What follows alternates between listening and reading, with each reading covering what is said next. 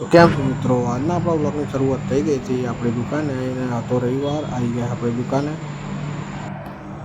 બાદ આપણે નીકળી ગયા હતા આપણી માસીના ત્યાં ચાંદોડિયા જવા. આવી ગયા હતા આપણા નાના આપણને તેડવા રિક્ષા લઈને.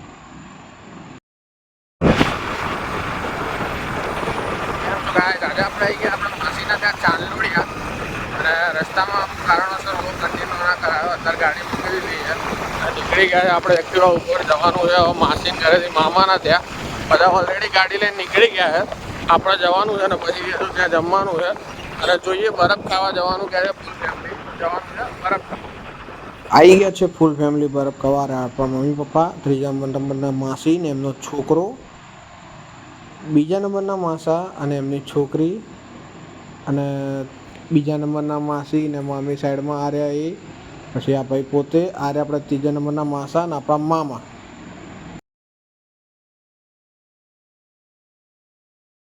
ખૂબ જ ઓછા પૈસામાં અને સારી ક્વોલિટી આપી હતી. આપણે ચાંદોડિયા આવી ગયા હતા ખોડિયા રાઈસ ગોલાવાળાને ત્યાં, જોઈ શકો છો તમે.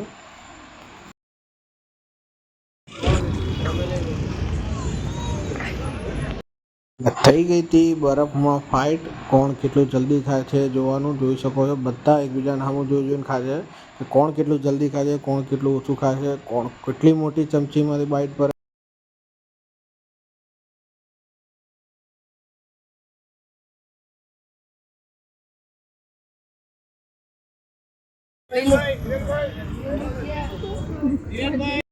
અહીંયા આવી ગયા હતા આપણા ત્રીજા નંબરના માસીના છોકરા એટલે કે વત્સલભાઈને.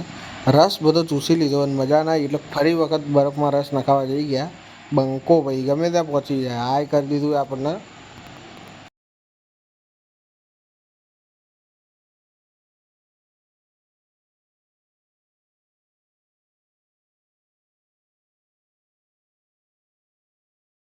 तो बस खरबूजे को देख के खरबूजे ने रंग बदला. ભાણો નખાઈ આવ્યો તો ભાઈ મામા કેમ રહી જાય.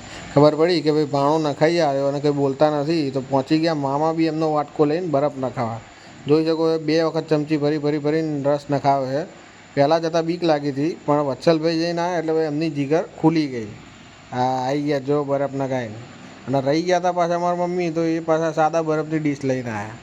એ બધાને કોઈને કંઈ કહેવા જેવું નહીં.